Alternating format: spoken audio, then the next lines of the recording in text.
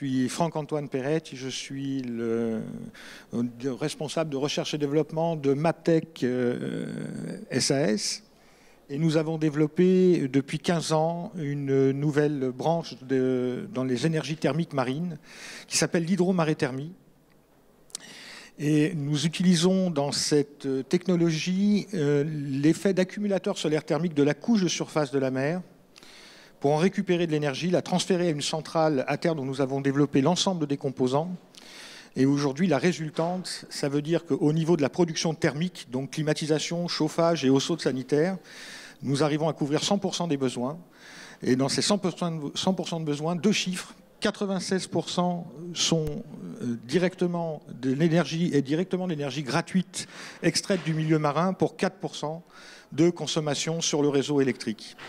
Donc ces performances-là, elles sont très intéressantes, notamment pour les sites hôteliers, puisque nous avons commencé notre aventure dans le Valinco, qui est un golfe entre Ajaccio et Bonifacio, et où un village de vacances est équipé avec ça. Et nous avons deux problèmes. Nous sommes par exemple en zone non interconnectée, donc avec une restriction sur le courant, des contraintes énergétiques, et le développement de ces établissements leur oblige à trouver des solutions et avoir des solutions pour pouvoir être concurrentiels dans un milieu qui l'est extrêmement, qui est celui de l'industrie du tourisme. Donc ça, ce sont des éléments qui ont permis notamment à cet établissement aussi d'obtenir l'écolabel européen cette année. Du moins, ça y a contribué fortement, pas que, mais ça y a contribué fortement. Et aujourd'hui, nous poursuivons notre développement, notamment aussi dans un autre secteur qui est celui de la croisière et du transport de passagers par bateau, puisque nous avons des rotations de bateaux. Nous sommes en Corse, c'est une technologie qui est née en Corse, c'est d'ailleurs pour ça que nous avons été aussi invités par l'Agence du tourisme et de la Corse. Et ça permet, par exemple, de prendre directement, de pouvoir alimenter directement les ferries qui arrivent ou les bateaux de croisière qui viennent à quai, directement, en les connectant à nos centrales de production d'eau glacée, notamment pour la climatisation en phase été, et leur faire limiter l'utilisation et la contrainte de l'utilisation de leurs groupes électrogènes, qui sont extrêmement polluants et qui peuvent effectivement occasionner une acceptabilité sociale difficile pour les résidents et même y compris pour les autres vacanciers qui sont à proximité. Donc c'est aussi l'énergie, aborder le tourisme sur la phase de l'énergie, c'est aussi quelque chose de très important pour l'avenir de ce secteur d'activité, qui est celui de l'industrie touristique, parce que cette éco-responsabilité et cette nouvelle façon aussi de produire est intéressante, non seulement financièrement, bien évidemment, pour l'exploitant, ça c'est clair, puisqu'on voit bien la différence, 96% gratuitement, 4% sur une facture, c'est clair que ça c'est parlant pour l'exploitant en termes financiers, mais aussi pour l'image et surtout l'attachement qu'on va pouvoir greffer à un écotourisme responsable en abordant une situation d'une façon, dans une autre approche. Et on remet l'homme un petit peu au cœur des débats dans cette histoire-là. Voilà.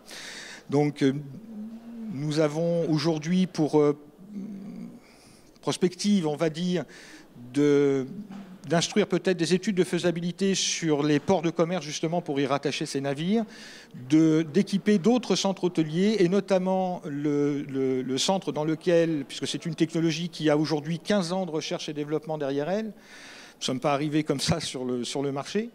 Nous sommes les seuls à la faire, bien évidemment. C'est à 95% français dans les éléments qui la composent. C'est important aussi aujourd'hui de préciser ce genre de choses, même si la vocation du tourisme, c'est la mondialisation. Mais c'est important aussi de dire qu'on développe des technologies extrêmement novatrices dans nos territoires. Et là, dans le site que nous avons équipé et qui l'expérimente, même plus que l'expérimente, puisque aujourd'hui, c'est 6 années d'exploitation directe de cette technologie, vient de nous gratifier en nous demandant de lui passer aujourd'hui l'intégralité de tout son village de vacances, donc plus d'une centaine de logements, 2 hôtels, des salles d'animation, etc. Enfin, tout ce qu'on peut trouver, des bureaux administratifs, des halls de réception, etc. Nous a demandé de le passer en hydromaréthermie. Et ce que nous allons essayer de faire dans le courant 2019-2020, c'est de le déconnecter complètement du réseau électrique en autoconsommation sur du photovoltaïque, puisqu'on a tellement peu, pour un rendement extrêmement grand, on a tellement peu de consommation électrique qu'on va pouvoir très facilement, et beaucoup plus facilement, le mettre en autonomie. Et il est plus facile de stocker aujourd'hui de l'eau chaude ou de l'eau glacée que de stocker de l'électricité. C'est beaucoup plus simple et plus facile. Donc voilà quelle est notre ambition pour les mois à venir.